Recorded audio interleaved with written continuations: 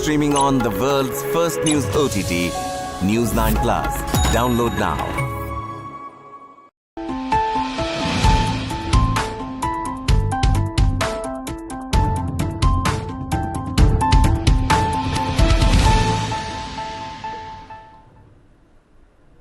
Hello and welcome. You watching News 9 Live with me, Neha Khanna. Let's get you all the big national and international stories that we're tracking at this hour.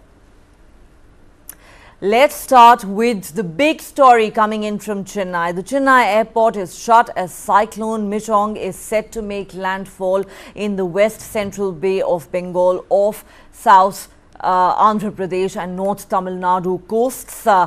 This afternoon, the National Disaster Response Force has mobilized 21 teams for rescue and relief operations. The Cabinet Secretary Rajiv Gauba chaired the second National Crisis Management Committee meeting on Sunday to assess the readiness of the state governments as well as central ministries for the approaching cyclone. Regions including North Coastal Tamil Nadu, Puducherry, Coastal Andhra Pradesh, Rayalaseema, Telangana and Odisha are expected to witness varying intensities of rainfall during the cyclone period.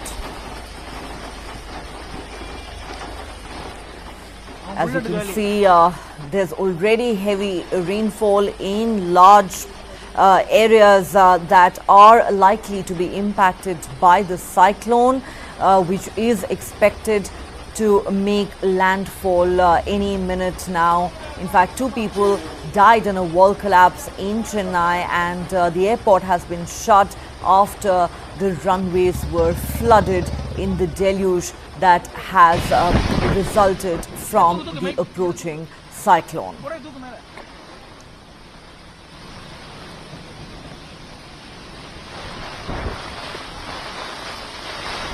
Let's once again get you a complete lowdown on what's happening in Chennai and other parts of South India that are likely to be hit by cyclone Michong. Now, for starters, the Chennai airport has been shut as the cyclone is set to make landfall in the west central Bay of Bengal off South Andhra and North Tamil Nadu coasts. The National Disaster Response Force has mobilized at least 20 teams for rescue and relief operations.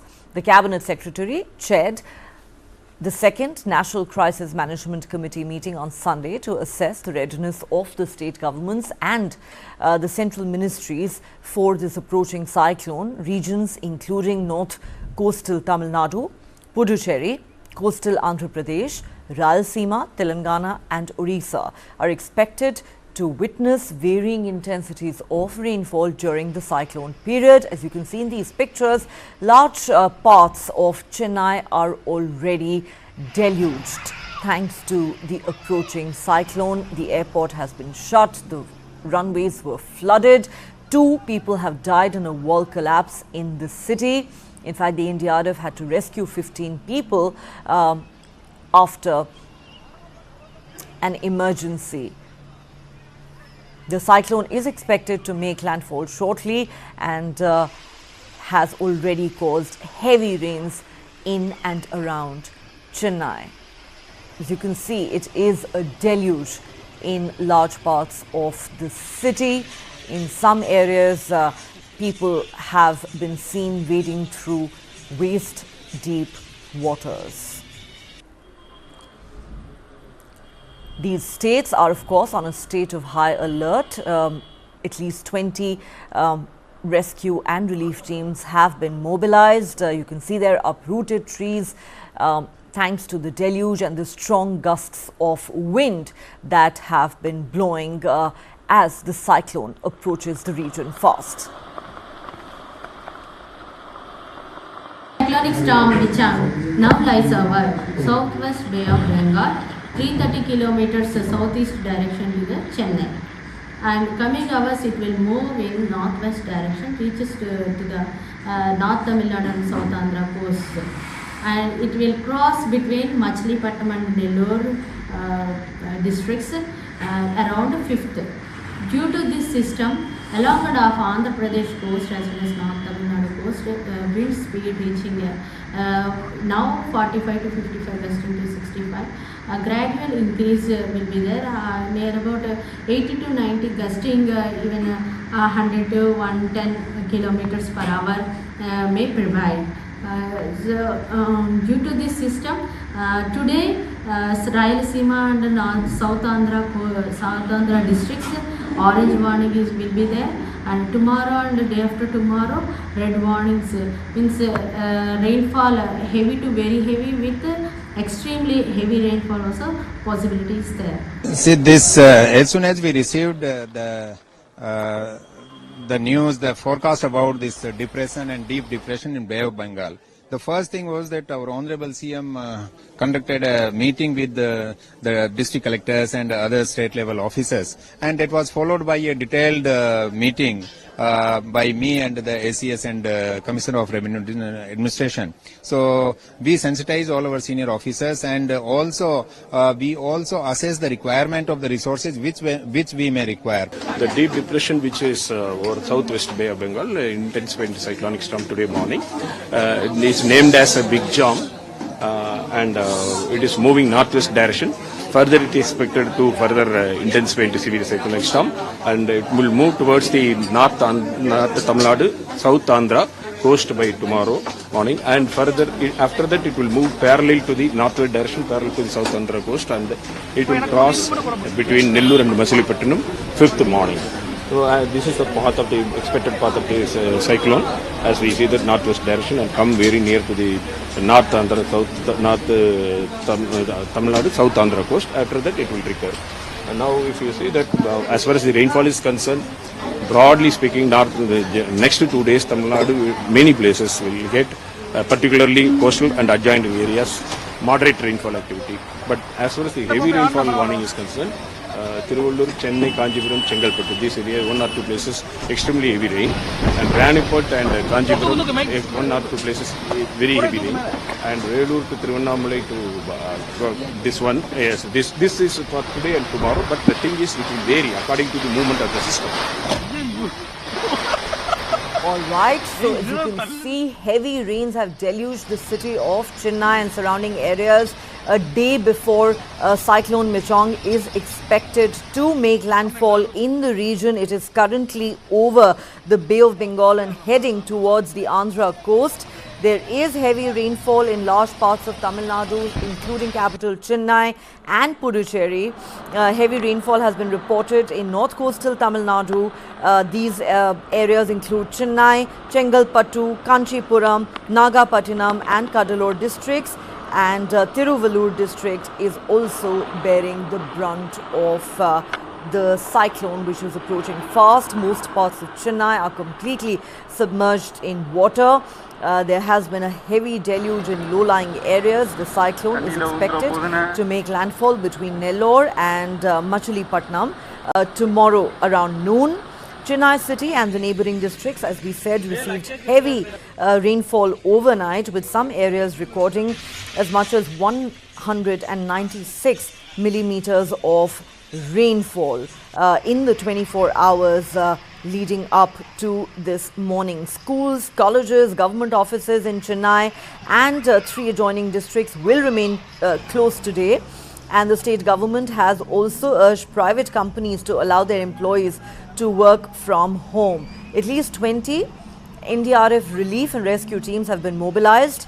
Nearly 5,000 relief centers have been set up in the coastal districts to assist those who are impacted by the heavy rain. Chief Minister M.K. Stalin, in fact, reviewed the safety measures last night, and his office says he is closely monitoring the situation. The Chief Minister also posted on Twitter or X saying, and I quote, "The state machine is ready to face Cyclone Michong. Ministers and officials are in the field. The public must adhere to the safety protocols that have been laid down. I request the public should not come out without essential needs until the impact of the storm fully subsides."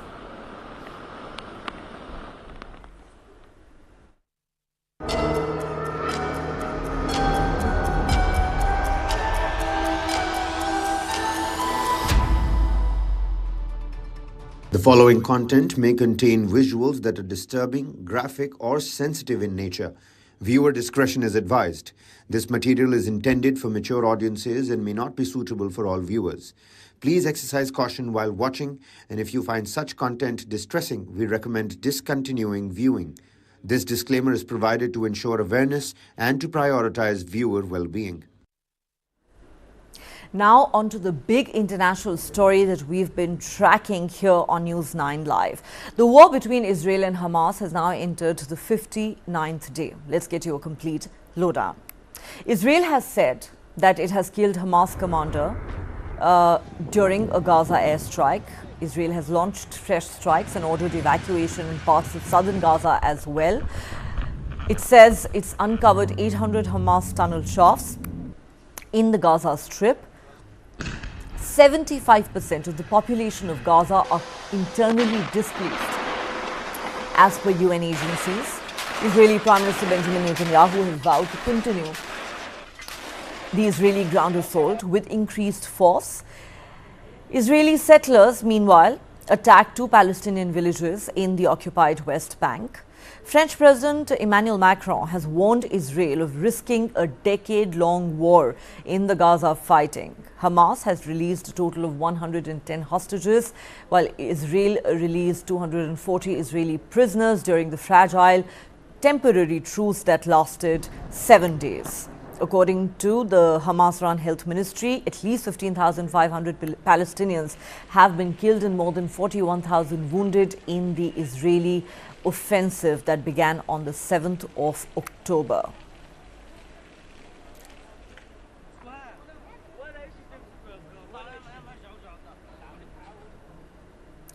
The Israeli Defense Forces released a video on Sunday, which they say shows the killing of a Hamas commander of the Shati battalion during an airstrike in Gaza. Army spokesperson Daniel Hagari said the commander, Hetham Khawajiri, directed the Hamas terrorists to carry out the raids into southern Israel on the 7th of October. Khawajiri also led battles in the Shati area of Gaza in the last 1 month. The Israeli army released this video showing the strike that killed this Hamas commander. The IDF continues to extend its ground operation against Hamas centers. In all of the Gaza Strip, where there is a Hamas center, the IDF is operating. The forces are fighting face-to-face with terrorists and killing them. Today, missiles were fired at 2 commercial shops without a connection to the state of Israel. I will repeat that so it's clear, without any connection to the state of Israel. 1 ship was significantly damaged and it is in distress and apparently is in danger of sinking, and another ship was lightly damaged.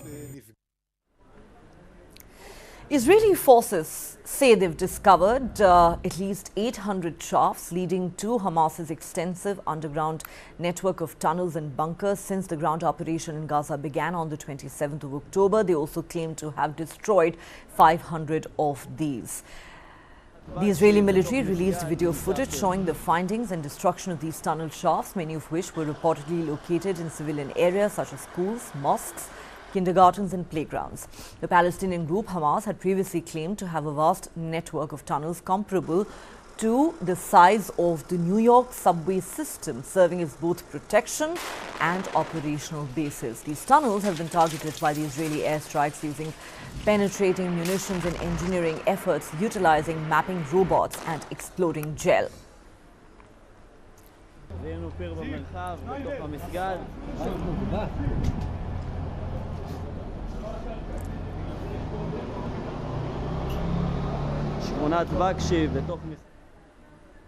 Overnight, the IDF targeted some 200 Hamas locations with the ongoing ground operations.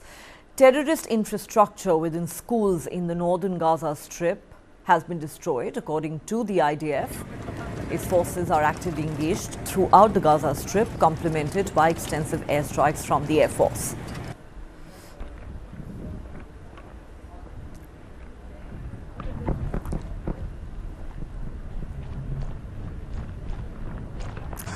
Israeli forces bombed wide areas in Gaza Strip, killing and wounding dozens of Palestinians and civilians in the besieged territory sought shelter in an ever-shrinking area in the south.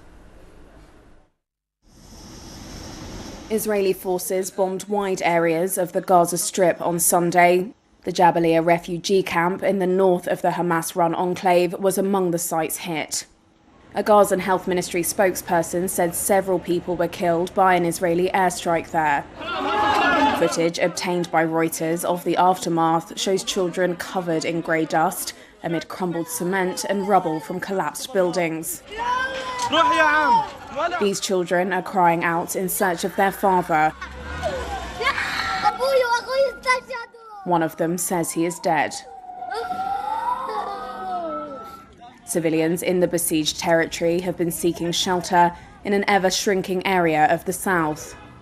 The renewed warfare comes after a 7-day pause in fighting between Israeli forces and Hamas militants ended on Friday.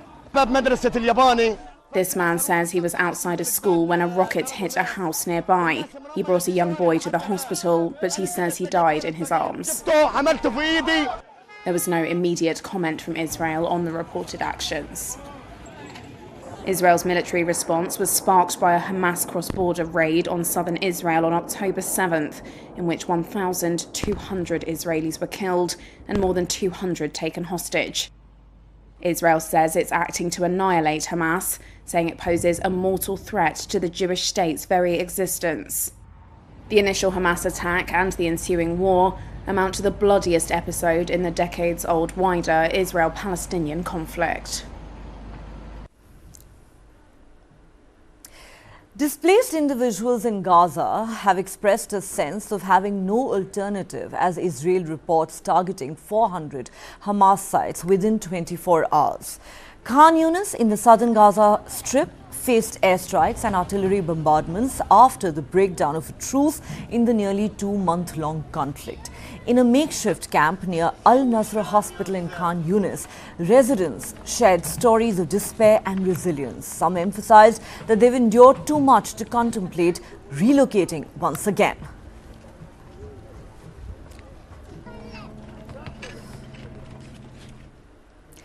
Israeli Prime Minister Benjamin Netanyahu held a press conference pledging to escalate the ground assault, asserting it as the sole means to achieve Israel's objective of eliminating Hamas and releasing the hostages.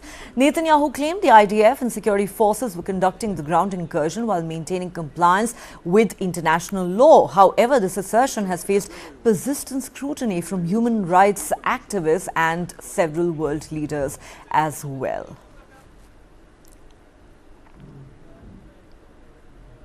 Israeli Prime Minister Benjamin Netanyahu has said Israel will continue to collaborate with the United States and international organizations to establish safe areas for the civilians in Gaza. He said, "Our aim is not to harm the population, but rather to target Hamas aggressively." Netanyahu has affirmed during a news conference in Tel Aviv. Listen in. We determine safe areas in coordination with international agencies and with our American friends. We determine safe areas to where the population knows it can evacuate. We did it in the north and we will do it elsewhere. And this is important because we have no desire to harm the population. We have a desire to avoid harming the population. We have a very strong desire to hurt Hamas. Following the 7th October attacks, Israeli authorities' revocation of work permits and stringent border restrictions have left hundreds of thousands of Palestinians in the West Bank without jobs or frozen salaries. Around 182,000 Gaza residents employed in Israel and settlements face termination. The United Nations has warned this conflict will strain Palestine's already fragile economy, increasing loan defaults and endangering financial stability. Amid tensions, Israel has issued temporary permits for 8,000 West Bank workers, essentially for its construction, agriculture and service sectors. This includes restrictions on movement within the West Bank, which the International Labour Organization said impacts 67,000 workers whose work is in governorates other than their places of residence and who face heightened difficulties in accessing their workplaces, putting them at risk of losing their jobs. The organization said these workers are likely to be subject to difficult working conditions, including lower wages.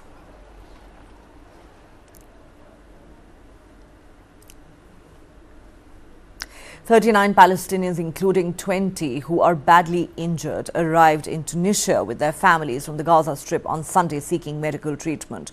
They were evacuated via the Rafah border, crossing into Egypt.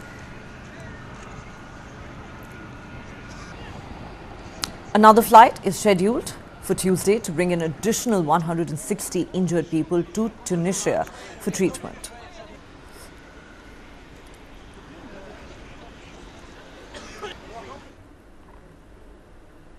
Amid escalating tensions between Israeli forces and Hamas terrorists in Gaza, U.S. Vice President Kamala Harris has expressed concern over the loss of innocent Palestinian lives. While acknowledging Israel's right to self-defense, Harris has emphasized the need for heightened measures to safeguard civilians.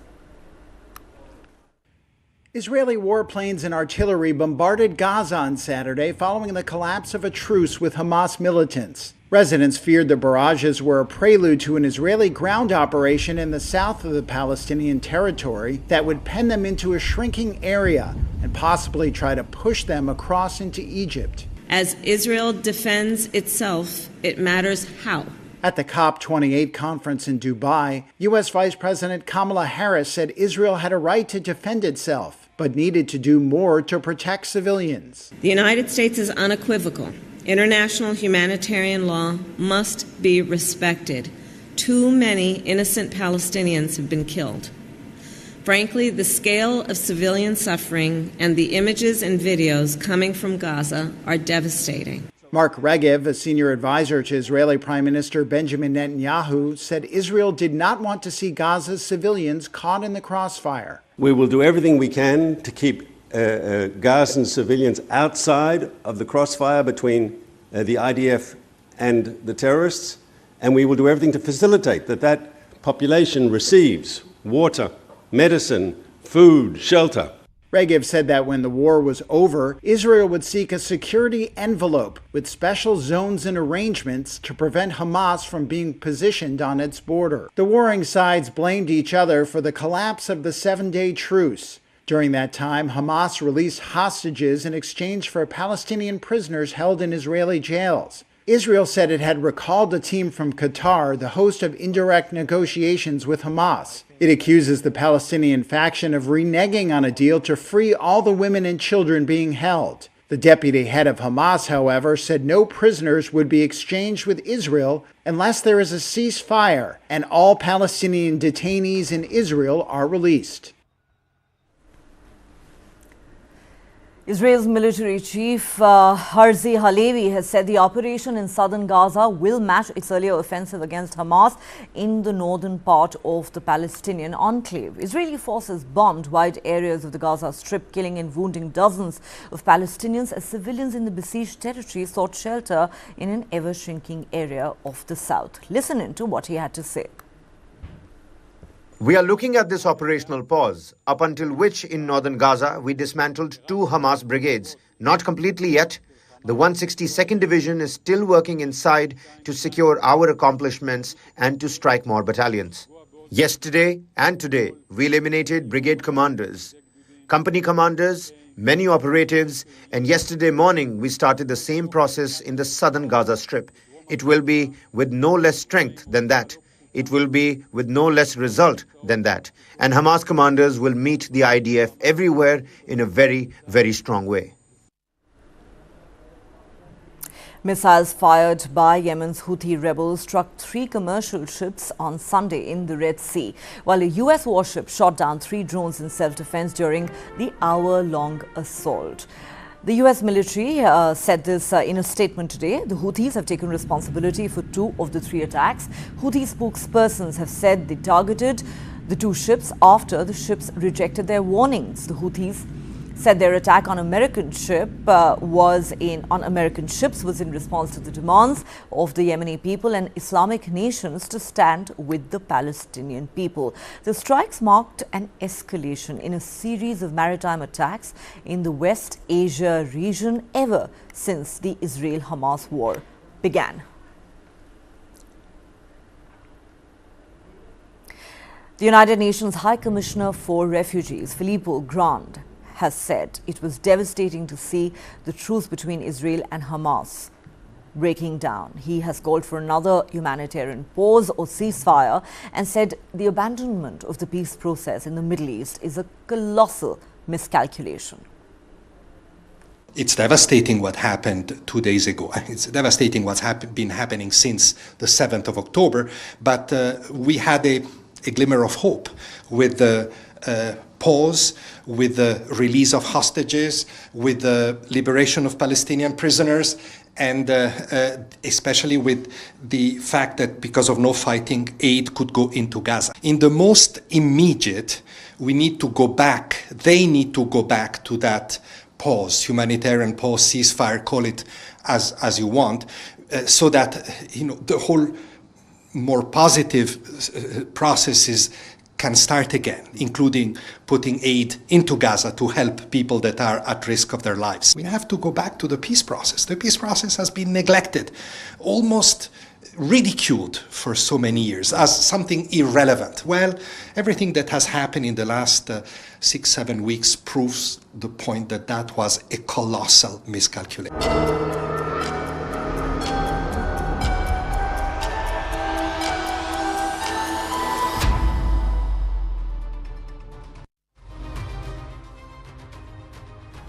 In other news, France is on its highest alert for attacks against the background of the war between Israel and Hamas. A man who had served a prison sentence for planning a radical Islamist attack and was undergoing psychiatric treatment allegedly stabbed a German tourist to death and wounded 2 others in a Paris neighborhood on Saturday night. A German tourist is dead and 2 other people were hurt on Saturday after an attack by a man armed with a knife and hammer near the Eiffel Tower in Paris. French President Emmanuel Macron described the incident as a terrorist attack. Que l'auteur des faits avait enregistré une vidéo. On Sunday, French anti-terrorism prosecutor Jean-François Ricard said the suspect recorded a video beforehand that was released on social media. In it, he pledged allegiance to the Islamic State. Ricard also told a news conference that the probe currently underway was open for murder and attempted murder in connection with a terrorist organization. Police quickly arrested the 26-year-old man who is a French national after subduing him with a taser stun gun, Interior Minister Gérald Darmanin told reporters on Saturday. Darmanin said the suspect told police he was upset about the situation in Gaza, as well as Muslims dying in Afghanistan and Palestine. This man, who lives near the site of the attack, told Reuters he feared future attacks. If we look at the news of the moment, you can't be completely surprised by that. Since those are random attacks, it's very complicated to prevent, he said. The suspect had previously been sentenced to 4 years in prison in 2016 for planning another attack and had been on the French Security Service's watch list, Darmanin said. He added that the suspect was also known to have psychiatric disorders. France has been on high alert since raising its security threshold in October when a Chechen-origin man with a knife killed a teacher at a school in northern France. Venezuelans participated in a referendum sanctioned by President Nicolas Maduro's administration regarding a contentious border area with Guyana, believed to hold valuable oil reserves. The referendum poses a question rejecting the jurisdiction of the International Court of Justice to decide the rightful ownership of the Essequibo River's surrounding territory in the ongoing border dispute. Venezuelans lined up on Sunday to cast their votes in a referendum backed by President Nicolas Maduro. On the ballot, potentially oil-rich territory and a gauge of support from Maduro's government ahead of a planned 2024 presidential election. The referendum deals with a border dispute with Guyana and includes a question about rejecting the right of the International Court of Justice to determine which country the territory around the Essequibo River belongs. Maduro encouraged voters to approve the referendum as he cast his ballot Sunday. In April, the court said it had jurisdiction, though a final ruling could be years away. Venezuela has said the issue should be resolved by the 2 countries, while Guyana requested a court to halt the referendum. On Friday, the court ruled without expressly forbidding the vote. Both parties shall refrain from any action which might aggravate or extend the dispute before the court. Political analysts told Reuters Maduro's holding the referendum to test its electoral strength and expect the referendum to pass, given the lack of any no campaign. What we expect with this poll is to recover the Esquibo in our territory, said this voter. The referendum is consultative, and there is no minimum number of votes for its approval. News from the United States now. At a campaign rally in Iowa, former President Donald Trump directed criticism at President Joe Biden and fellow Republicans. Trump's lawyer also asserted that if Trump wins the upcoming presidential election, he should not face trial over allegations of seeking to overturn Georgia's 2020 election results. Trump accused Biden of being detrimental to American democracy, labeling him and his administration as destroyers of the American dream. But Joe Biden is not the defender of American democracy. Joe Biden is the destroyer of American democracy. And it's him and his people. They're the wreckers of the American dream. The American dream is dead with them in office. It's sad. We had such a dream. We had such an American dream. We had such an incredible administration. But it died when these people came into office. 3 people were killed and 9 wounded when an explosion ripped through a Catholic mass in a university gym in the southern Philippines on Sunday. The university said it was suspending classes until further notice. Several people have been killed in a bombing in a Catholic mass in the southern Philippines on Sunday. At least 50 others were injured in the explosion in the city of Marawi. These government photos shared online show the immediate aftermath of Sunday's attack, which took place in a university gym. Although there appears to be no damage to the building, burn marks can be seen in the centre of the room. President Ferdinand Marcos Jr. has condemned the incident as a heinous act perpetrated by foreign terrorists. At a press conference, Philippine defense officials vowed to find those responsible. We shall leave no stone unturned in order to root out the perpetrators of this heinous crime. Let us remember that this was done in a religious occasion in Marawi, and the intent really to foment terrorist activity, to foment confusion, chaos, is a prime indicia of a terrorist activity. Defense Secretary Gilberto Teodoro further confirmed there were strong indications of a foreign element in the bombing, but refused to elaborate so as to not compromise the ongoing investigation. In 2017, the city of Marawi was besieged for 5 months by Islamist militants. During the battle between those fighters and Philippine forces, more than 1,000 people were killed, including civilians. Sunday morning's attack follows a series of military operations against local pro-Islamic state groups in the southern Philippines. Both the police and the military have strengthened security in the country's south and around the capital, Manila. Ukrainian officials reported 2 fatalities and 7 injuries resulting from Russian shelling in the southern region of Kherson. The regional governor revealed that among the victims was an elderly woman who tragically lost her life at a bus stop near a high-rise building in Kherson city. 3 women who were 35, 42 and 52 and 2 men, 28 and 46 years of age, sustained injuries. The regional administration shared a distressing video displaying the aftermath of the shelling.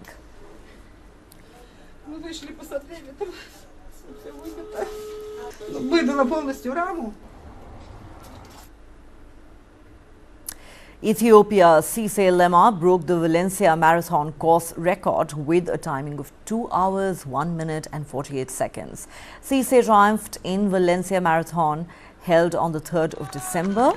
Lema pulled away from countryman David Wold and Kenya's Kandi voter Kandi with 7 kilometers remaining, going on to cross the line to beat Kelvin Kiptum's course record by 5 seconds. Lema, after this race, has moved to 4th in the world all-time list, becoming the 4th runner in history to break the 2-minute 2-second barrier. Cisse is a long-distance runner from Ethiopia and is known to have competed barefoot in his initial days because of being unable to afford shoes.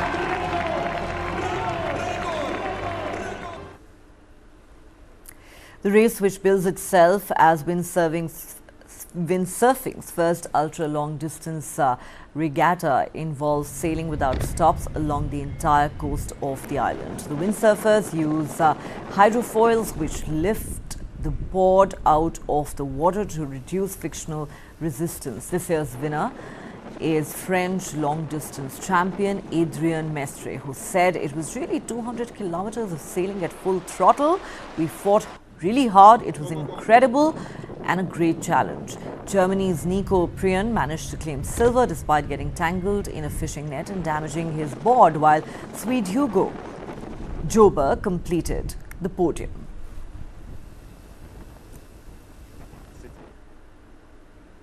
Team Hungary sailed their way into the history books on Sunday, winning the grand final and claiming the inaugural SSL Gold Cup. The Hungarians got the better of Italy, Netherlands and Spain to become the first nation to lift the trophy in a tournament set to take place every 2 years.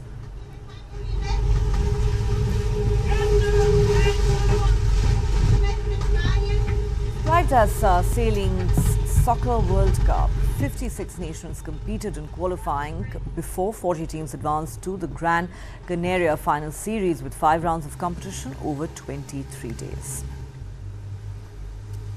I can say that it was a pleasure to be on the tactician side. I had zero doubt that we can make it, and luckily all the team members felt the same. So it was just amazing, and I take the moment now that I have to say that we are very grateful that this SSL Gold Cup and the whole concept is working, because without that we are just ordinary guys, let's say. None of them, or few of us are professional sailors, and without this opportunity we could not show the world how strong we are as a team. So we are very grateful. Team GB claimed victory in the 2023 Powerboat Racing Championship finale on Sunday to clinch the overall title. Led by drivers Scott Williams and Martin Campbell, Team GB's race win saw the duo end their season on 194 points, 8 ahead of HPI Racing Team following 4 stops on the 2023 calendar. Propelled by 2 400 horsepower outboard engines, the powerboats reached speeds of up to 200 kilometers per hour.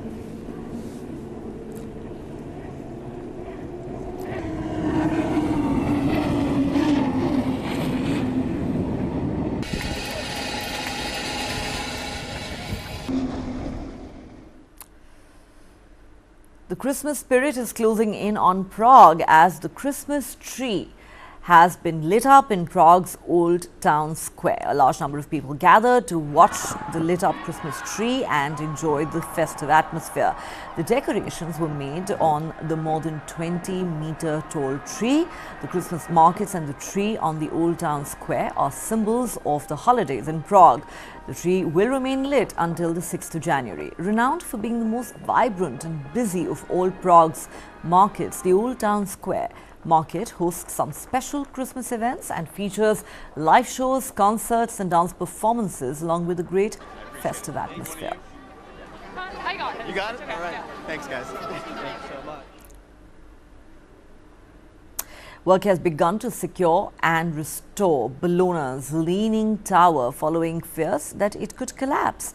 The 48-meter Garisenda Tower, which rises into the sky of the Italian city next to the taller Arsenale Tower, was built in 1109 and is one of the greatest symbols of the city. It is photographed by tourists from all over the world visiting the city in central Italy, famous for its good food and red brick buildings. On the website of the municipality, it says a highly critical static situation caused by the deterioration of the materials that make up the base has been identified.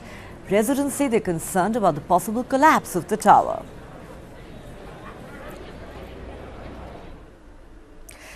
North Korean leader Kim Jong-un has called for efforts to tackle the country's falling birth rates, describing the challenge as everyone's housekeeping duty. At an event held for mothers in Pyongyang on Sunday, Kim said the nation should work with the mothers to prevent the birth rate from declining and focus on providing good child care services. A video from the state media showed a hall packed with women dressed in traditional attire cheering enthusiastically for Kim at the meeting. UN's Population Fund has estimated that 1.8 children per woman are being born in North Korea as of 2023, higher than some of its neighbors, grappling with a similar downward trend.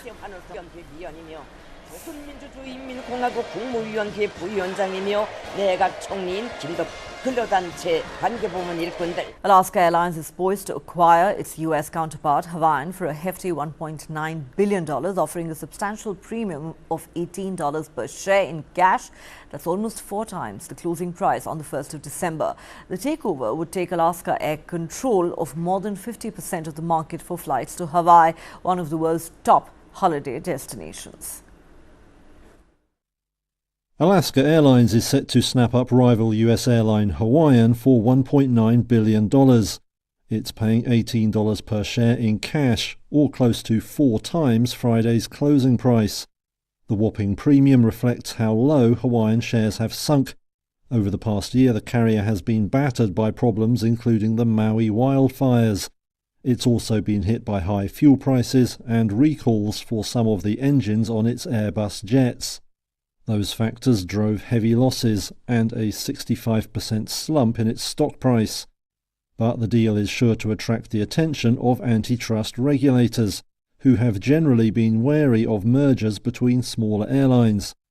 That's despite 80% of the US market being controlled by just 4 giants: United, Delta, American and Southwest. The takeover would give Alaska Air control of more than 50% of the market for flights to Hawaii, one of the world's top holiday destinations.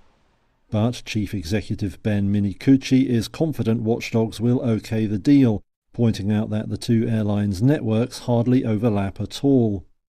He defended the premium offer as a bargain, saying it still valued Hawaiian at less than its annual revenue.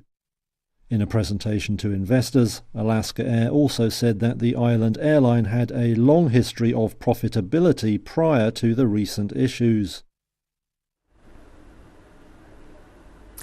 Children and adults were delighted on Sunday in Chile's capital at a Christmas Paris parade that paid tribute to the Walt Disney Company for its 100th anniversary.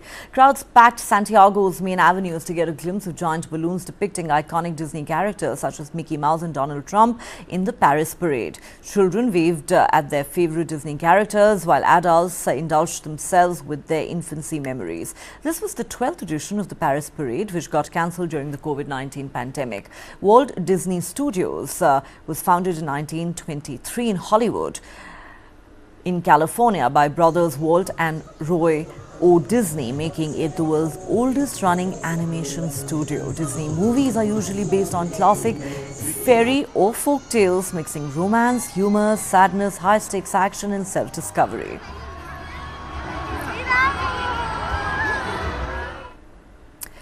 Bitcoin has broken above $40,000 for the first time this year as it rides a wave of momentum on broad enthusiasm about US interest rate cuts, and also as traders anticipate the imminent approval of US stock market traded Bitcoin funds. Bitcoin is staging a big rebound. The world's top cryptocurrency has surged in recent days, going above $41,000 in Monday trade. That's been driven by broad investor enthusiasm over the prospect of US interest rate cuts. The outlook has given a general boost to riskier assets. Traders are also looking forward to the possible approval of Bitcoin funds that can be traded on US stock markets. Reports suggest the US Securities and Exchange Commission won't persist with a court battle against the products. Proponents argue that such funds would help make crypto more accessible to everyday investors, ushering in a new wave of money. One analyst told Reuters that the price surge has excited Bitcoin enthusiasts, leading them to start buying again and adding to the momentum. The e-coin had spent months stuck in the doldrums. It had sagged during the so-called crypto winter, which was brought on by a series of scandals, not least the collapse of crypto exchange FTX. Rival coin Ether has also jumped to 18-month highs. However, the records seen in 2021 remain some way off. Back then, Bitcoin touched peaks above $60,000. COP28 President Sultan Al Jaber has disputed the scientific need for a fossil fuel phase-out to limit global heating to 1.5 degrees Celsius, according to The Guardian and the Center for Climate Reporting. Al Jaber, also CEO of UAE's state oil company ADNOC, claims a phase-out would hinder sustainable development, prompting concerns from scientists who find his remarks close to climate denial. Al Jaber made the remarks during a contentious online event with Mary Robinson, former president of Ireland, raising concerns about Al Jaber's dual roles. The COP28 president reacted by saying, and I quote, "I accepted to come to this meeting to have a sober and mature conversation. I'm not in any way signing up to any discussion that is alarmist. There is no science out there or no scenario out there which says that the phase out of fossil fuel is what is going to achieve 1.5 degrees Celsius. Please help me, show me the roadmap for a phase out of fossil fuel which will allow for sustainable socio-economic development unless you want to take the world back into caves. I don't think you'll be able to help solve the climate problem by pointing fingers or contributing to the polarization and the divide that's already happening in the world. Show me the solutions. Stop finger pointing. Stop it," he said. Now, the World Health Organization Director General, Dr. Tedros Ghebreyesus, has also spoken about the harmful effects of fossil fuels at COP28. Listen in. Heat-related deaths among people aged over 65 years have climbed by 75% globally in 2 decades. Every year, 7 million people die from air pollution. Changing weather patterns driven by human activity and the burning of fossil fuels is contributing to record numbers of cholera outbreaks. And our warming planet is expanding the range of mosquitoes which carry dangerous pathogens like dengue, chikungunya, Zika, and yellow fever into places that have never dealt with them before. Former US Vice President and climate advocate Al Gore has criticized the UAE host of the COP28 Climate Summit, describing its role in overseeing global warming negotiations as an abuse of public trust. Al Gore's remarks signal skepticism among some delegates about COP28 President Sultan Al Jaber, who heads the UAE's national oil company ADNOC, questioning his ability to impartially broker a climate deal.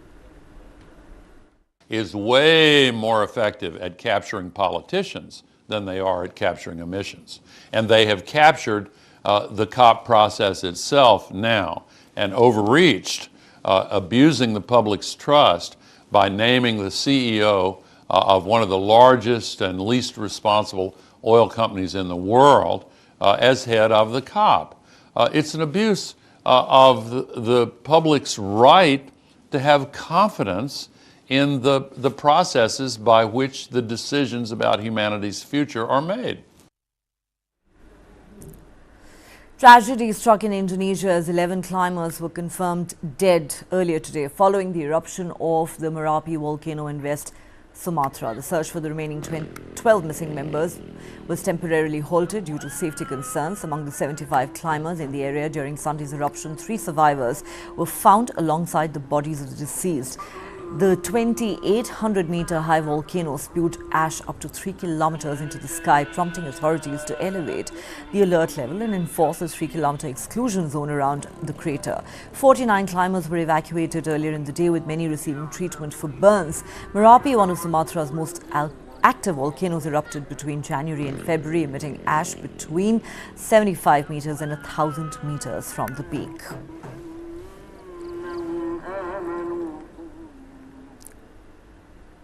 At least 20 lives were lost in the devastating floods in the Manyara region of northern Tanzania following relentless rainfall, as reported by the Health Ministry on Sunday. The havoc wreaked by severe flooding attributed to the El Nino weather phenomenon has not spared neighboring countries either, with hundreds losing their lives in Kenya and Somalia in recent weeks. The torrential rains have inflicted widespread damage, destroying vital infrastructure such as roads and submerging entire towns in East Africa, resulting in the displacement of hundreds of thousands of people.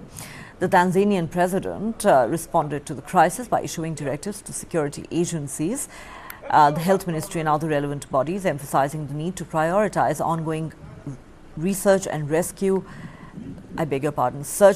operations to avert further loss of life.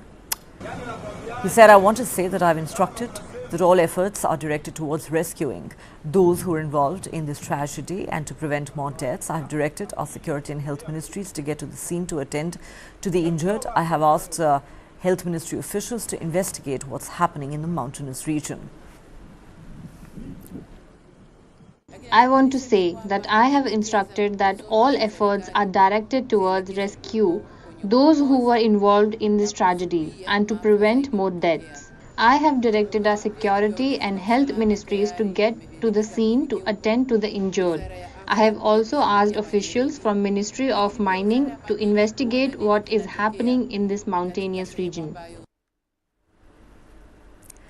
In the small village of Surd, which has supplied most of Hungary with Christmas trees for decades, villagers worry their livelihood could be in danger as pine forests are shrinking due to climate change. Here's the story. The small village of Surd has supplied Hungary with Christmas trees for decades. But the pine forests there are shrinking due to climate change, threatening the livelihoods of local villagers. If this continues and we do not change the climate, then we will have big problems. In 2022, Hungary's pine forests covered more than 430,000 acres of land.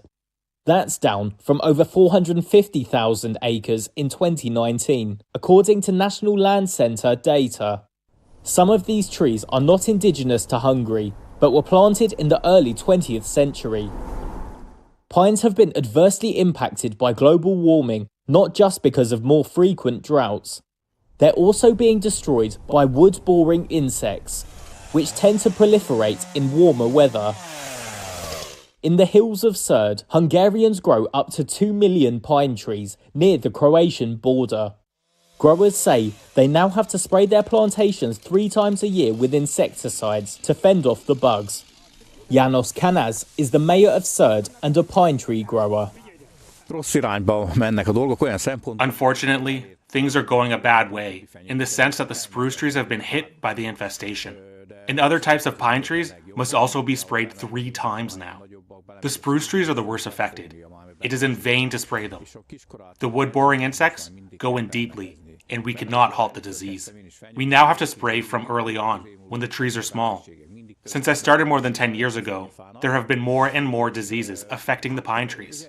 And it is costing us more and more, because we have to spray the pine trees to save them. Kanaz says villagers ought to raise prices by about 20% this year due to the cost of insecticide. But this is not possible, as Hungarians have been hit by double-digit inflation and will not be able to afford to pay more for their Christmas trees. Everyone would like to sell their pine trees, as that is their living. They have to put a lot of work into it, and they rather sell at last year's prices than not being able to sell. We are all seeing that people have run out of their money.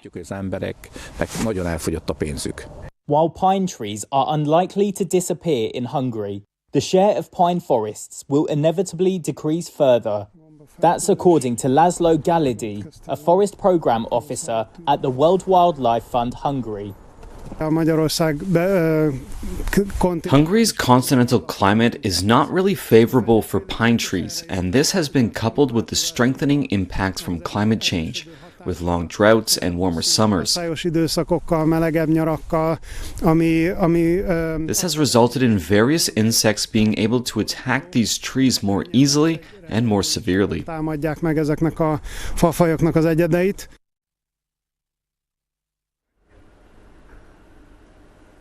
And that's a wrap on the show. If you have been, thanks for watching.